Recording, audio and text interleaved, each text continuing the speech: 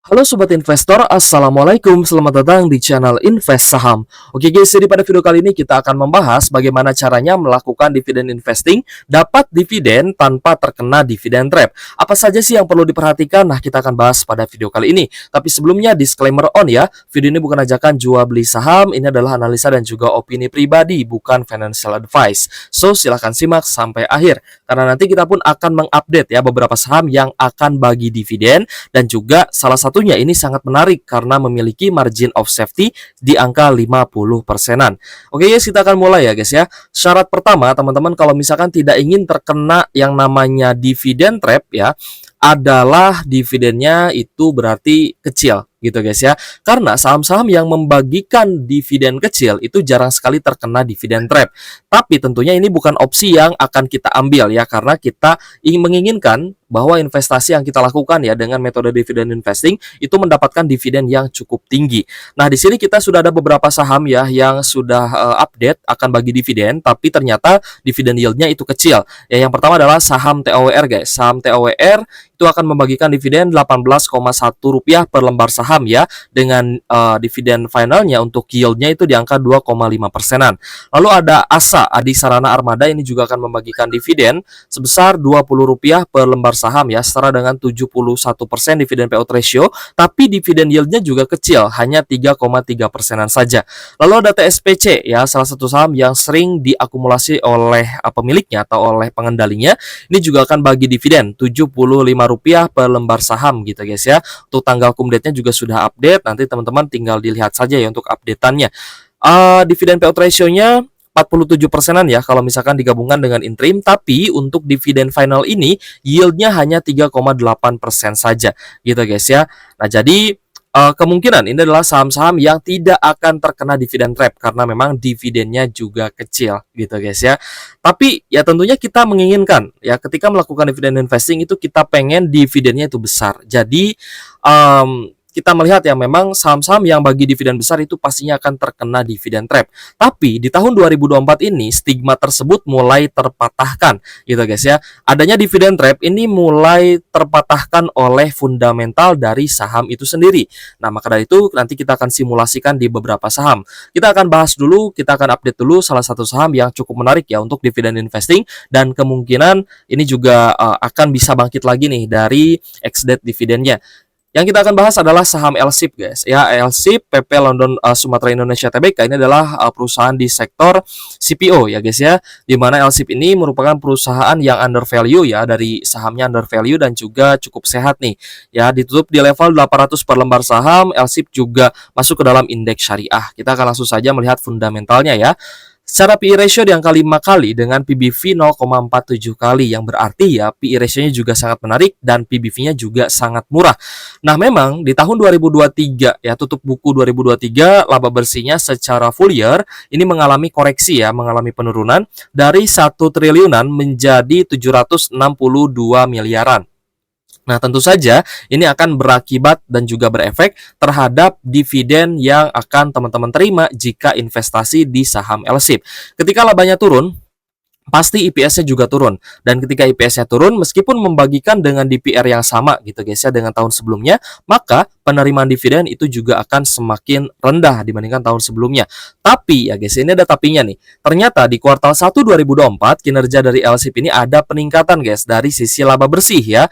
Dari 112 miliar pada kuartal 1 di tahun 2023 naik menjadi 269 miliar pada kuartal 1 2024. Sehingga kemungkinan ya untuk proyeksi annualized dari laba bersih saham LSIP ini akan mencapai 1 triliunan lagi gitu guys ya. Lalu kita cek liabilitas dari LSIP juga ini sangat-sangat rendah kalau misal kita bandingkan dengan ekuitasnya. Jadi salah satu saham yang mempunyai banyak cash juga ya untuk LSIP ini. Dimana hutangnya ini hanya di angka 1,2 triliun saja, sedangkan ekuitas ini sangat besar 11,6 triliun guys ya. Ini sangat kecil ya untuk DER atau debt to equity ratio saham LSIP. Lalu kita cek dari sisi profitabilitas saham LSIP juga sangat tinggi. Ya, dimana gross profit marginnya 29% dan net profit marginnya di angka 30%-an. Lalu kita cek juga dari sisi dividen yield di tahun 2023 lalu itu mencapai 6,63% ya. Kalau misalkan diambil sampai di penutupan pada harga hari ini.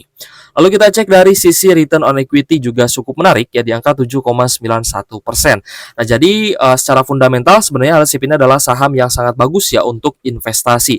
Apalagi secara historical LSIP juga selalu rutin bagi dividen. Bahkan di tahun pandemi sekalipun LSIP masih bisa bagi dividen ya. Teman-teman perhatikan 2017, 2018, 2019, 2020, 2021 ini masih bisa bagi dividen gitu guys ya. Sebelum COVID, pas COVID, dan pasca COVID ini masih rutin bagi dividen. Apalagi di tahun 2022 ya, ketika labanya sudah mulai bisa naik lagi, LSIP tentunya membagikan dividen lebih tinggi dengan imbal hasil dividen yield 4%. Sedangkan di tahun 2023 lalu imbal hasilnya hanya sekitar 5% ya sejak closing di harga kumdet seperti itu ya. Kalau misalkan di investing.com ini adalah imbal hasilnya disesuaikan dengan ditetapkan gitu ya, ditetapkan dengan harga pas kumdetnya. Tapi kalau misalkan di sekuritas ya, apalagi di Stockbit itu dia akan berubah-ubah guys, karena disesuaikan dengan harga saat ini, bukan harga pas kumdet.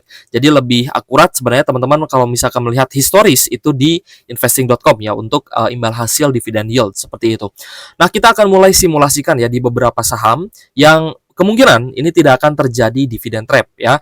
Nah, ini kita akan bahas dulu LSIP-nya ya. Untuk LSIP, oh iya, mungkin kita ke ini dulu ya, ke harga wajar LSIP-nya dulu dan juga dividennya ya. Kita belum bahas dividen LSIP berapa nih karena kan ada updatean gitu ya. Untuk pertumbuhan IPS-nya di angka 11,71% secara growth CAGR. Lalu kita akan lihat harga wajar dari LSIP ini ya. Kalau misalkan menggunakan PBV di angka 0,47 kali, maka book value per lembar sahamnya itu di angka 1.700-an guys. Yang berarti di harga saat ini LSIP 800 itu sangat-sangat terdiskon gitu guys ya. Menggunakan IPS kali 10 juga ini masih murah di harga 1.100-an. Oke guys, kita akan coba lihat ya untuk harga wajar dari saham LSIP. Nah, berarti harga wajarnya ini di angka 1.600-an ya guys ya, dari metode yang kita gunakan, menggunakan metode Benjamin Graham Fair Value untuk melihat harga wajar dari sebuah emiten dengan margin of safety 51,32% ya untuk saham LSIP-nya. Oke guys, kita akan langsung melihat berapa sih besaran dividen yang akan dibagikan LSIP di tahun 2024 ini dari tutup buku tahun 2023 lalu.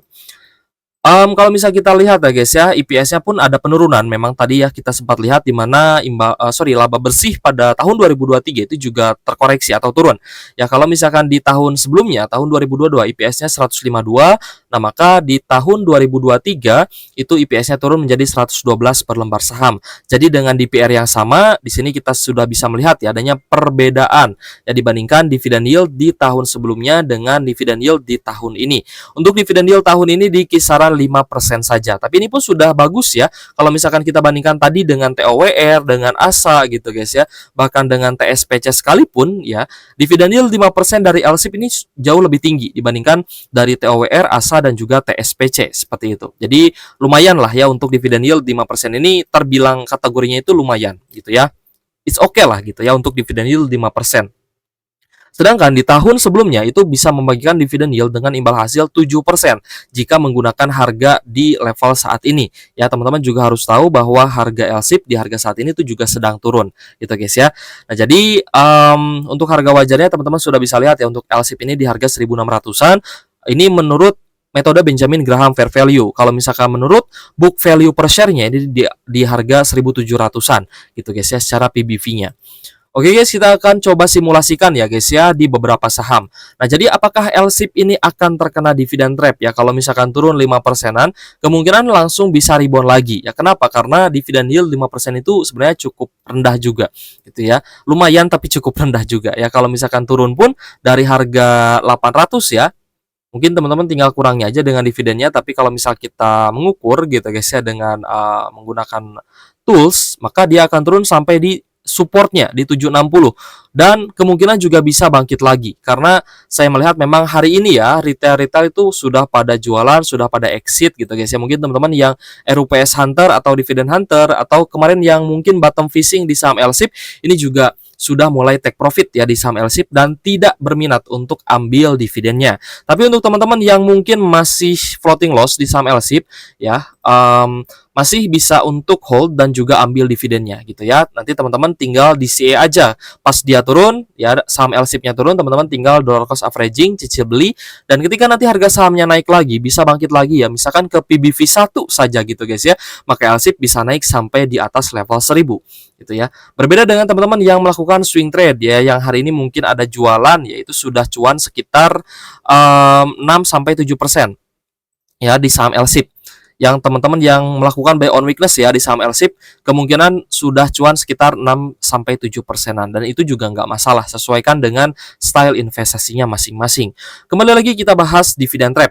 Ya tadi kita sempat singgung ya bahwa stigma dari dividend trap ini sebenarnya tidak akan menjadi masalah jika teman-teman yakin dengan saham yang sudah teman-teman pilih, yang sudah teman-teman analisa bahwa saham ini bagus nih untuk dividend investing. Tapi saya melihat ya di kolom komentar itu masih banyak yang bertanya, Kak, saham A bagus gak? Saham B bagus gak untuk dividend investing? Nah, tentu saja itu harus berdasarkan analisa yang cukup mendalam gitu guys ya. Kita akan lanjut ke saham SMSM. Nah, ini juga sebagai contoh gitu guys ya, di mana SMSM ini dividennya ya dia meskipun rutin bagi dividen secara akumulasi itu lumayan lah ya 4-5%-an, tapi memang untuk pembagian dividennya ini SMSM dia DCA juga gitu ya. Dia bagi dividennya kecil-kecil. Dah dicicil, bisa 3-4 kali pembagian dividen.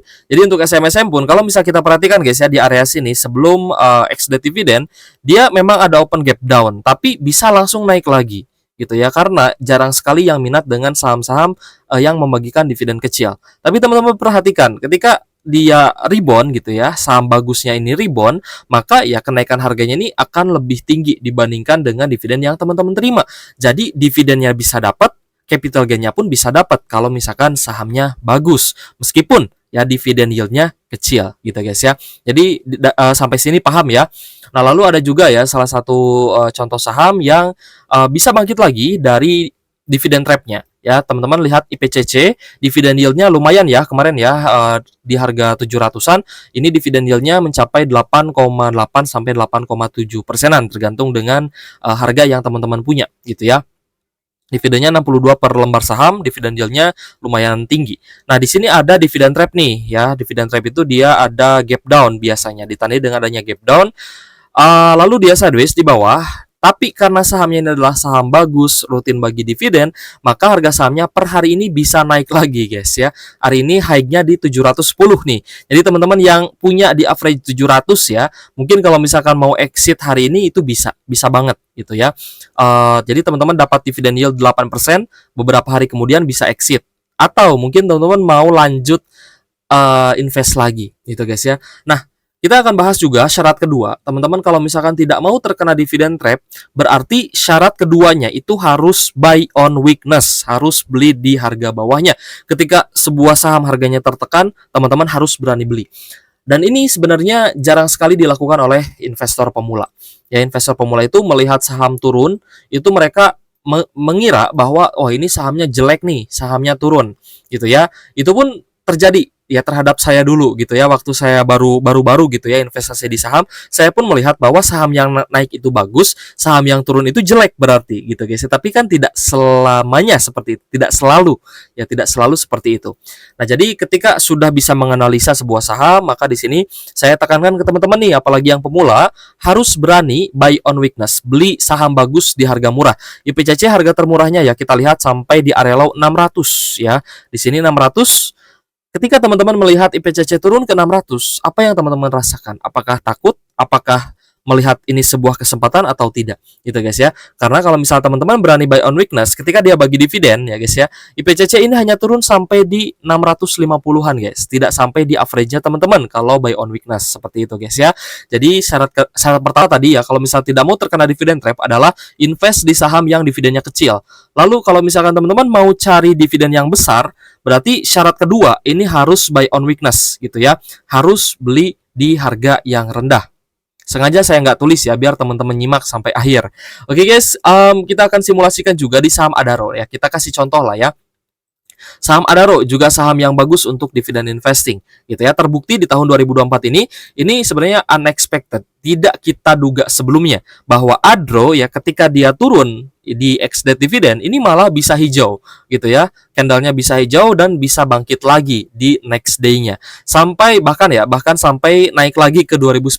Jadi kalau misal teman-teman beli di cum-date ya, jual di ex-date, ini teman-teman tetap dapat dividennya. Ya, dapat cuan dari dividen, dan itu pun ya nggak masalah sebenarnya untuk take profit. Tapi untuk invest jangka panjang lebih baik teman-teman buy on weakness di harga 2.300-an gitu guys ya. Waktu dulu Adro masih di harga yang murahnya di 2.300, 2.400. Maka ketika teman-teman terkena dividen trap ya, ini kan turun sampai di 2.600 aja nih, lalu bisa naik lagi. Nah, berarti kan teman-teman dapat dividen iya, dapat capital gain juga iya.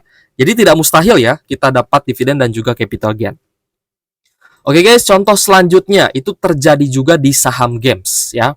Saham games ini juga unexpected, tidak kita duga, tidak kita perkirakan juga bahwa ketika dia sudah bagi dividen, harga sahamnya ini bisa rebound lagi, bahkan lebih tinggi dari harga cum-date-nya. Gitu ya, dia cum-date di 6.150-an ya.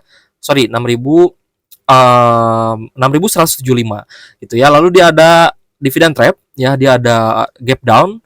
Lalu ketika sudah sudah ada dividend trap ya, teman-teman yang buy on weakness di 5.700 ini tidak akan peduli dengan dividend trap. Ya kenapa? Ya karena average mereka masih di bawah kok gitu ya, tidak mengenai average mereka. Nah, jadi ketika teman-teman melihat harga saham games ini naik lagi, ini kan terbukti ya, saham-saham yang rutin bagi dividen, potensi untuk naiknya itu lebih tinggi dibandingkan saham yang tidak bagi dividen, seperti itu ya. Meskipun tidak selalu ya teorinya seperti itu, tapi ini juga mendukung ya bahwa saham-saham bagus rutin bagi dividen itu banyak sekali disukai oleh investor. Oke guys, saham games ini bisa naik lagi itu dikarenakan ada pemberitaan bahwa games ini akan langsung membagikan dividen pada laba bersih di kuartal 1 2024. Jadi baru dapat cuan nih, baru dapat laba ya di kuartal 1 2024, langsung ya laba bersihnya itu langsung dibagikan lagi sebagai dividen interim. Nah, maka di sini teman-teman melihat lagi dividen trap. Tapi kan tidak terpengaruh ya, teman-teman yang beli di harga 6 ribuan tidak terpengaruh, ini kan karena turun sampai di 6.200 gitu ya. Jadi ya buy on weakness itu sangat penting untuk melakukan dividen investing. Lalu saham games ya, tidak kita duga juga dia bisa langsung naik lagi ke level 6.900 ya, dari 6.200 ke 6.900. Ini cuannya berkali-kali lipat. Teman-teman yang dividen investing juga cuannya terus-terusan gitu guys ya. Ini kan naik 17% guys ya. Lalu games juga sempat turun ke 6.200, naik lagi sampai di 6.950, ini naik juga 12% gitu guys. Jadi jangan remehkan dividen investing karena bisa mendapatkan cuan yang berlipat-lipat. Dapat dividen bisa, dapat capital gain juga bisa. Kalau di tahun-tahun sebelumnya ya, kita sedikit flashback ya, kita bahas sedikit ya. Kalau di tahun-tahun sebelumnya, saham yang bisa bangkit setelah dividen trap itu adalah saham-saham perbankan only. Kalau dulu gitu ya, mungkin kalau di tahun sebelumnya ada saham Astra International juga bisa bangkit ya dari dividen trap. Nah, BBRI juga ini bisa bangkit dari dividen trap gitu guys ya. Saham-saham perbankan itu rata-rata bisa bangkit dari dividen trap. Nah, jadi ketika dia pembagian dividen, ex-date dividennya turun, lalu ada gap down lagi ya, turun lagi, gap down lagi, tapi di next day-nya ya setelah ada koreksi ini bisa langsung naik lagi gitu guys ya. Jadi kembali lagi, hal yang terpenting itu adalah syarat nomor 2 sebenarnya, yaitu adalah buy on weakness. Jadi kalau misal teman-teman tidak mau terkena dividen trap di sebuah saham bagus yang rutin bagi dividen, harus berani beli di harga bawah. Yaitu poin kedua yang sangat penting yang mungkin tidak semua orang bisa melakukan gitu ya. Tapi ketika teman-teman bisa lakukan hal tersebut, maka teman-teman sudah menerapkan investasi yang sangat bagus gitu guys ya, dan akan dijauhkan dari hal-hal yang seperti dividen trap dan keraguan-raguan terhadap sahamnya itu juga harus dihilangkan. Kalau misalkan teman-teman tidak mau melakukan hal kedua ya, syarat kedua, berarti kan harus ke syarat pertama tadi, beli sahamnya yang dividennya kecil, tapi ya berarti return investasinya juga kecil. Seperti itu guys ya. Semoga dapat dipahami ya. Terima kasih sudah menonton channel Invest Saham. Semoga video ini bermanfaat untuk teman-teman. Thank you for watching. See you on the next video. Wassalamualaikum.